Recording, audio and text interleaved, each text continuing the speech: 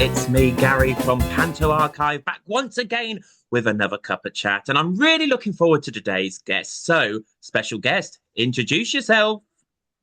Well, hello, Panto Archive fans. My name is Jefferson Parlett, and thank you for having me on. I am the first person, one of the first people in the world to get a master's degree in contemporary pantomime. Oh, yes, I am. Oh, yes, you are. Well, thank you for joining us today, Jefferson. I'm really looking forward to learning more about this because, we've all seen it on the telly and we've read about it, but we've not spoken to the person themselves and try and get a bit more of an insight about it. So I look forward to talking to you about it a little bit later on. But before we go any further, we must do the most important question of them all. And you know what I'm going to ask you? What's in your favourite cuppa? I've got my cup here today, and I've chose my stage manager one today I because like I'm that. a stage manager.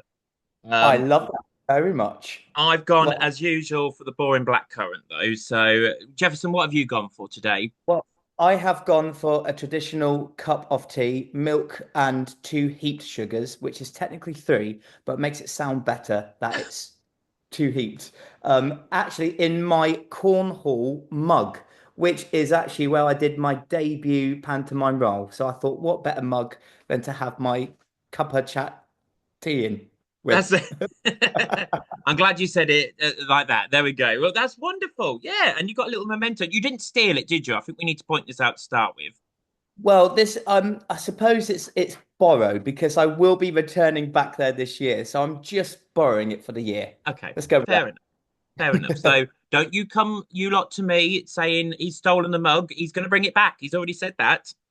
That's it. You got video evidence here. So the cornhole's watching, you will be getting it back. Well, thank you once again for coming on. Now, you've said you're the first, one of the first people in the world to get a master's. Is that right? That In it, is, yes. yeah. So tell us more about it before we go any further. Well, it sort of came across as an accident, really. So I was never planning on doing a master's at all. But a bit of history. My dad's just helping himself to some biscuits for a part of a cup of chat. Is what we like. I'll take two, please, Dad. So, how it all come about? So, the masters came about as an accident, actually. Because I was never planning on doing a masters. But my dream as a child was always to be a pantomime comic. But I was just not getting anywhere in terms of auditions or getting even seen into the casting room.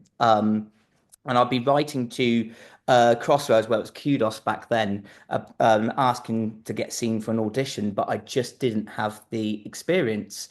And I sort of had this catch 22 of, well, yeah, how do I get the experience without even getting seen for an audition? And I used to speak to all the cast that came out of the stage door at the Theatre Royal here in Plymouth. Every panto I went to go see, I would just go and grab them and ask, how did you get involved? And back then there was no training, there was no workshops, there was certainly no masters. So they just came across how they came across it was they had friends in the industry or they managed to get an audition. There you go. Mm. So that sort of left me with, oh, I'm still stuck. But then flash forward to 2022. I was ill in bed and I had a stack of the stage newspapers by my bedside table and I was gonna throw them out. And I thought, do you know what? I've spent a lot of money on these papers. I need to read one. So I just took the first one off the pile, turned to page two or three, and there it was, Mm. University of Staffordshire launching a master's degree in Panto. And I thought, if this is not a sign, I don't know what is. So I went along to the open day, met the course director, Richard Cheshire, and Dr. Robert Marston, who was the head of department of media at the time. They offered me a place there and then. And there you go. Now they say the rest is history. Yeah, it's amazing, really, because I remember reading it as well.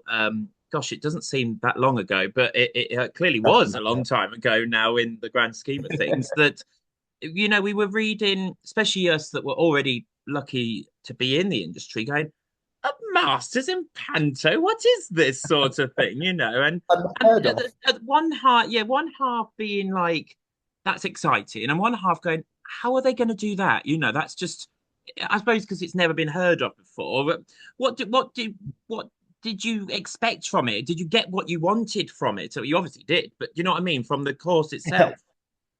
It was, yeah, it was very, because technically we were the guinea pigs because we were Mm, the first ever people to do it. There was four of us on the course, so it was a very much a course which was directed for us. mm, So at the beginning, they talked about our career plans and what they could do to help us. So it was very targeted, which was great. mm, But the course was typically made up of three modules. So the first module looked at the history of pantomime, how it developed from the Victorian age and the Harlequinade and clowning, mm, um, to looking at titles, what we could do, what could you do then, and what you can't do now, and sort of looked at the evolution of pantomime through that to the contemporary manifestations today. mm, Then the second module looked at pantomime techniques. So it looked at how to deliver a joke, looking at the ghost gag, so dissecting the ghost gag, why mm, you use the same piece of music, why you choreograph it at that certain time. So we literally took every single pantomime stock routine, broke it down, studied it, and put it on its feet in a workshop setting. mm. And then the third module, the university gave us a budget and we got to direct, produce, star, create our costumes, write the theme tune, sing the theme tune. We got to do everything to create our own pantomime, which was amazing. But I think the USP for me was having one-to-one talks and workshops with today's leading pantomime producers. Mm, That for me was the golden ticket. It was just to get myself known to the producers, mm. get as much experience as I can, and just study hard and hope to get an audition out of it. So that was essentially the course. Yeah, I mean, it sounds amazing. And you know, obviously we are Panto Archive, so we really enjoy looking back over the years of how Panto has changed. And a lot of these Mhm. Cuppa chats do talk about that. And, you know, there's certain titles we say that you can't really do nowadays, or is it's just not done. I suppose it's not, I suppose you can't do it. Everyone could do anything they wanted to, really. But No, times have absolutely. changed, and you know, there's titles now that we wouldn't have done 10 years ago, even. You know, like Pinocchio is coming out as a real pantomime sort of story now. It probably was quite exciting to look back at all the titles and gone, well, why don't we do that one anymore then? And then to understand, as you say. Yeah, very much so. There was because I suppose especially Aladdin is a very good example. Back then, it was okay it was deemed okay to do that because it was sort of poking fun, but not in an offensive way, in sort of a light-hearted, humorous way. Mm, But nowadays, you've got to be very careful with Aladdin to decide where you're going to set it, mm, what's the heritage, what's the origin, how you're going to approach it. And it was fascinating because they got away with so much back then, mm, so much. I suppose, slightly off topic, Little Britain. Back then, it was very poking fun in a humorous, entertaining way. But you know, the UK's become even more of a multicultural society. It's very, very dangerous to sort of replicate what happened back then to do it now. So it was really fascinating to see that growth mm. and that change, actually. Yeah, yeah, I suppose it was. And you obviously said about you looking to what can be done nowadays as well. Was there any sort of hinklings to what they're looking forward to as the next story? You know, like we said, Pinocchio, Little Mermaid, those sort of stories. Is there any that you're like, oh yeah, we spoke about this, and it was like never thought about that as a panto before. Well, we one exercise we did with Dr. Robert Marston is we looked at titles and they said what could be turned into a panto. So as part of one of our lectures, we got an hour to take any pantomime title which has not been done as a Mm, pantomime and how you'd go about it, which was quite fascinating. mm, And we actually looked at The Little Mermaid mm, as a panto and how that would come about. And we used our Dame was obviously the cook, and Sebastian was the comic. That's what we looked at. So it was quite fascinating to see actually how many bits of work out there could be turned into a panto. But I've always said as long as they have that traditional pantomime element, as long as you've got the stock routines, you've got that slapstick humor, and you've got that panto flavor, then it will be a panto. Otherwise, the danger is it just becomes a family show, Mm. um, which is put on at festive season, and it loses that panto feel. So I'm actually quite intrigued to see Pinocchio because there's only so much you can do with Disney, and to try and step away from the Disney side of things, use a traditional story, and see that come alive. So I'm really intrigued. Yeah, and I suppose it's the same, and I'm sure that the teams are doing fabulous jobs because people said this about Beauty and the Beast when it first became a panto. Even though it's going to be Disney, it's going to be, of course, it's not allowed to be Disney, and it's now No, one of the no. most successful titles in the panto seasons, Beauty and the Beast. Now, um, so there was four of you on your course. That's fascinating to start with. There was just you all got on with each other. I'm sure you did. Um, Fight each other. Couldn't stand them. Couldn't stand them. And how many years was it again? You did it for Oh, it was just the 1 year. 1 year. So Yeah. the beauty of all of us together was we all wanted different things in our career path. So Andrew came to the course for a bit of fun. Mm, He's a professional photographer, who is the official photographer for the Pantomime Awards. So I'll give him a mention. And he did the masters for the love of Panto, and he continues to photograph theatre productions and Panto productions, but for him it was very much a bit of fun. Let's study this a bit more.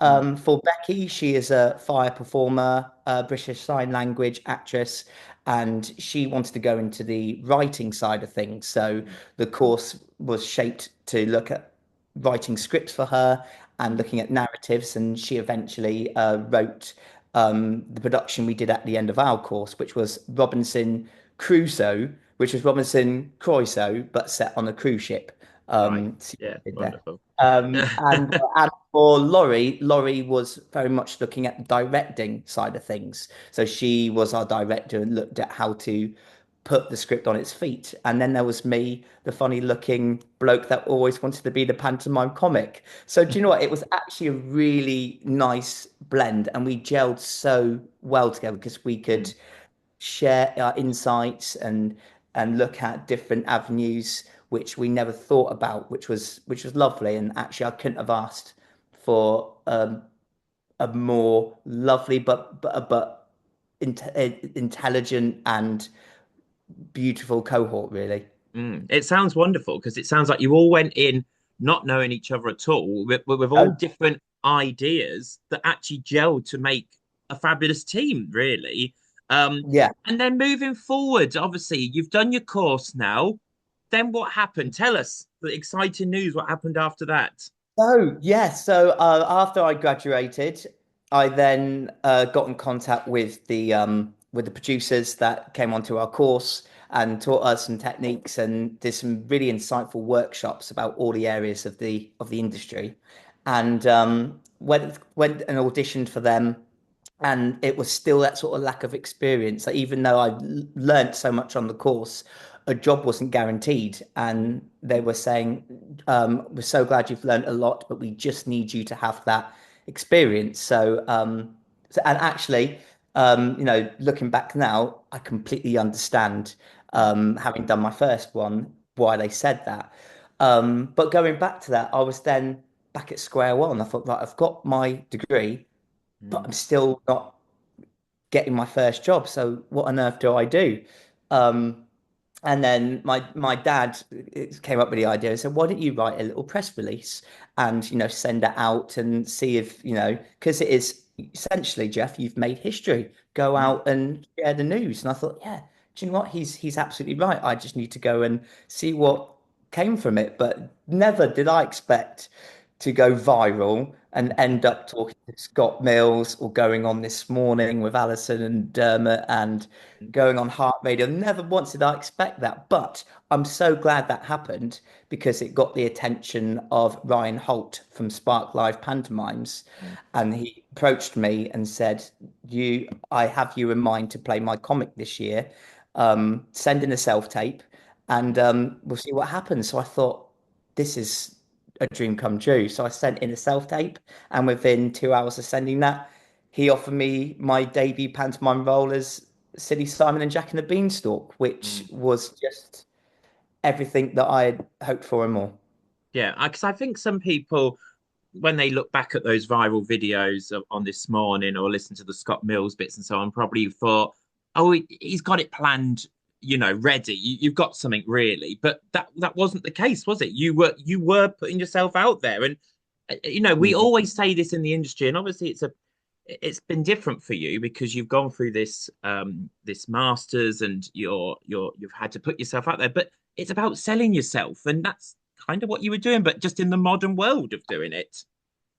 Exactly. And that was actually one of our modules on the course was marketing ourselves and how we go about creating an online presence Mm, and creating social media. And I already had that because, I work as a stand-up comedian and as mm, a singer. So I've already had that created, but mm, it was utilizing that in a pantomime setting. mm, Because I had no sort of show reel footage or anything. Even though we filmed our final production, mm, I was actually playing the villain just because I wanted to experience a different side, but I sort of never had any material mm, that showcased me off as a comic. So it was very much going back to the traditional method of knocking on doors, mhm. bombarding these producers' inboxes with emails. They're probably fed up with hearing from me, actually.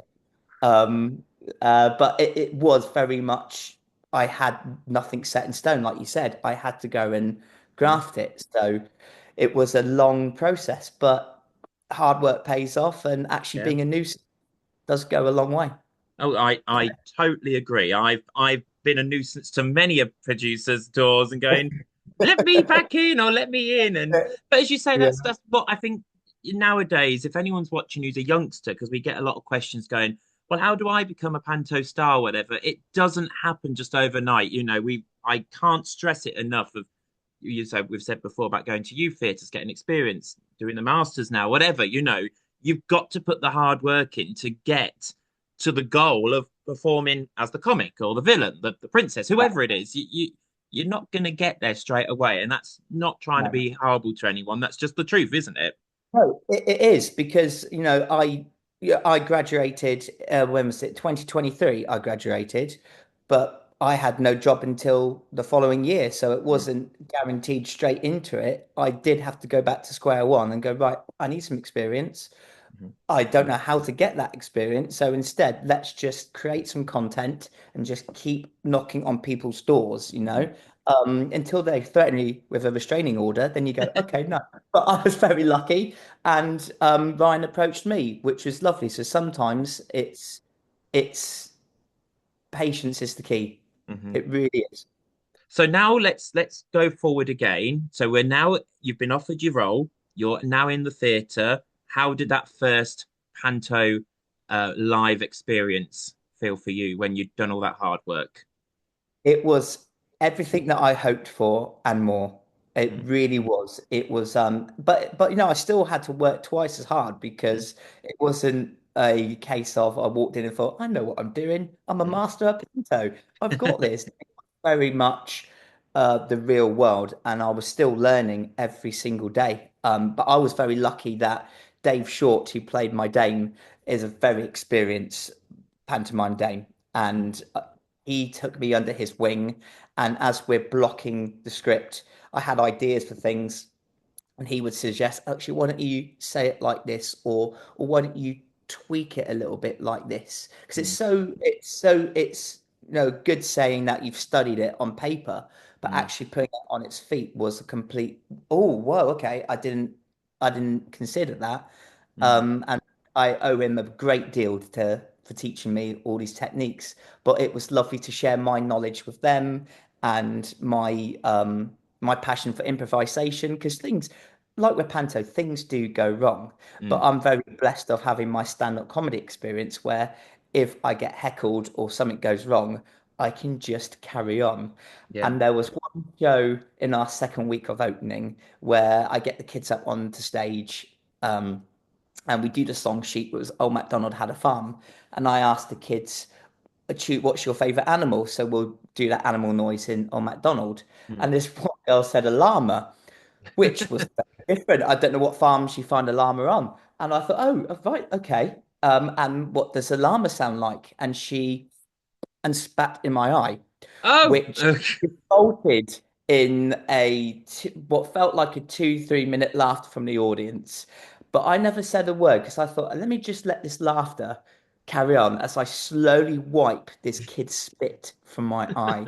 And just that moment of timing was something I could never replicate again. But it was just, I just didn't say a word until eventually I saw in the corner of my eye, and the theatre staff were going, come on, we've got to get ready for the next show.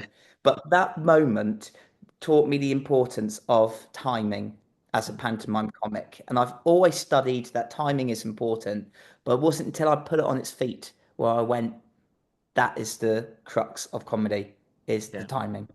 Yeah, and Yeah. you can find stuff in shows, especially we've said on the couple of chats before that you go, oh, that was really good. Let's do it again. It's never going to work sometimes because you say it's just that moment, it's the timing, it's the audience reaction. Same that you find in a rehearsal room. You can find something that's absolutely fantastic that, we all find hilarious, but you then have to take a step back and go, is it going to transfer on stage very well? Who knew that a girl was going to spit in your eye? It's just never going to happen, was it? So, Who knew? And but that moment was never replicated again. But it's exactly what you said. It's those little sort of gem. That's why Panto's so unique because yeah, every single show is different.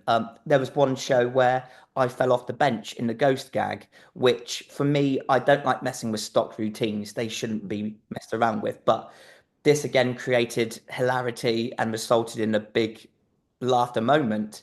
yeah, And there was a suggestion that I replicated that, but I was like, actually, no, mm, because one, you shouldn't mess with a stock routine, and two, it draws the attention away from the ghost gag, which is such a beautiful mm, moment.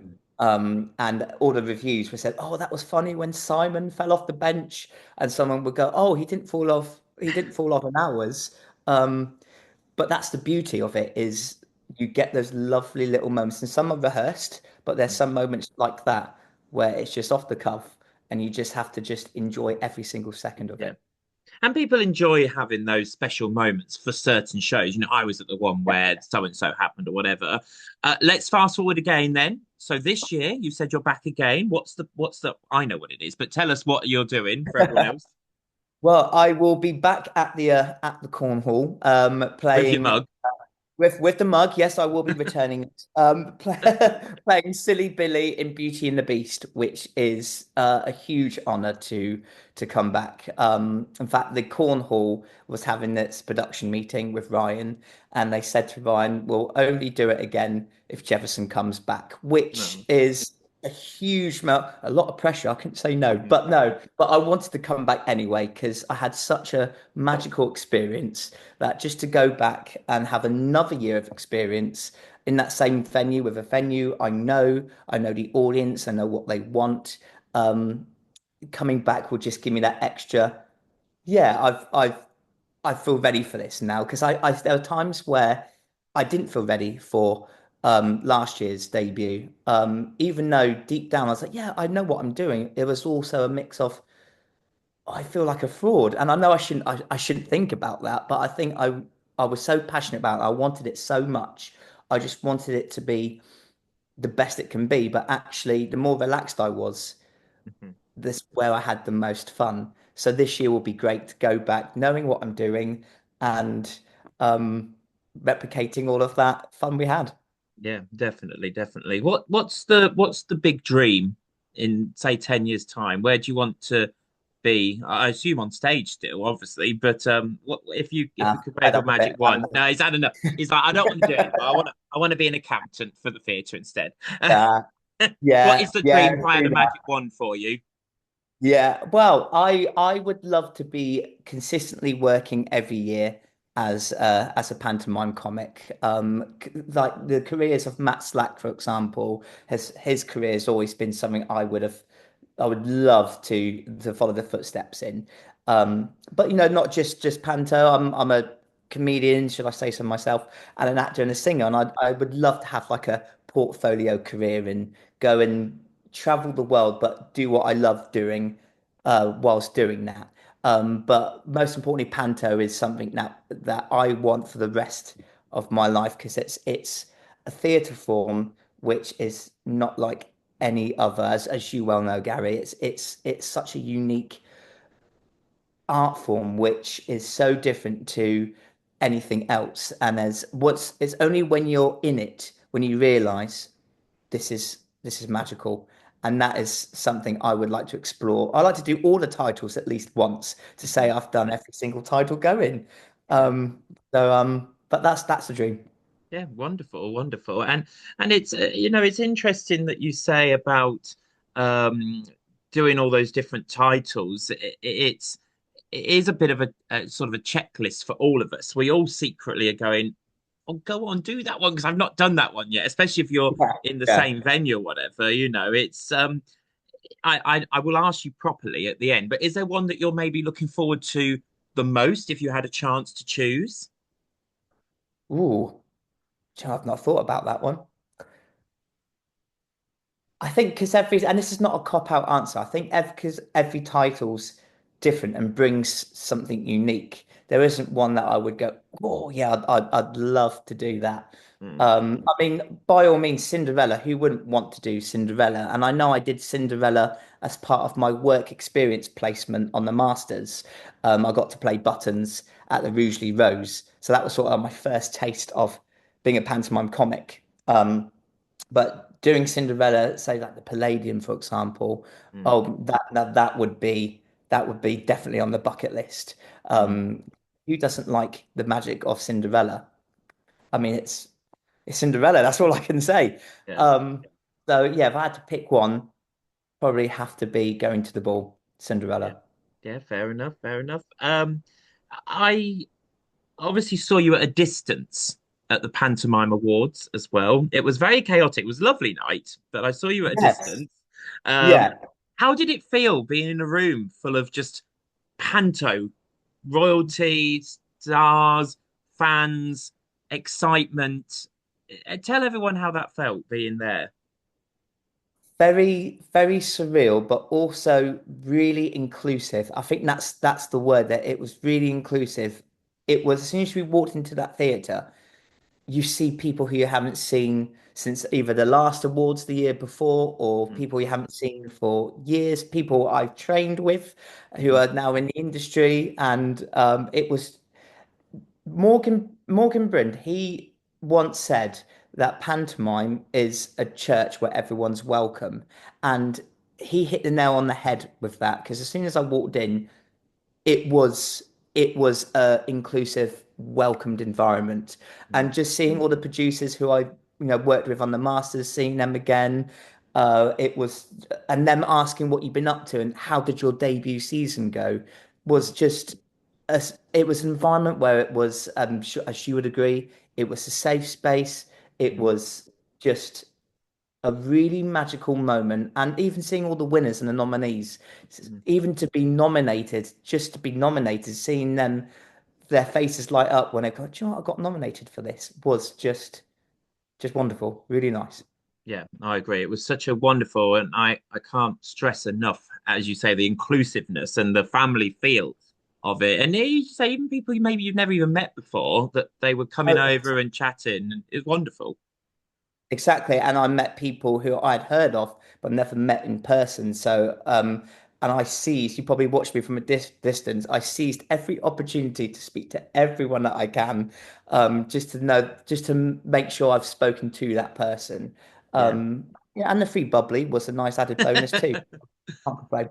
I mean, I took a moment right near the end of the evening, and I was there at the Woking Theatre. There's sort of three tiers in this gorgeous sort of entrance foyer area, and I just took a moment standing at the top, and I just watching everyone, and you could just see the love, the passion of the art form, and I stood there with Laura and just went, this is wonderful. This is how theatre should be, and this is how Panto should be recognised. And it is, to be fair, it is recognised, but it was just wonderful for a moment. And this lady, I don't know who she was, just came over and went, "Are you watching the love of it all as well?" And I said, "Yeah." And Oh it was wow. such a nice moment. We just stood Yeah. there, and everyone's on the booze. But it was lovely. It was a lovely, lovely moment. Everyone just Yeah, chatting, and we've all been to lots of events, and I do a lot of presenting, but there wasn't anything that felt quite like that for everyone being on the same page, which was wonderful, yeah, and I'm sure you will agree.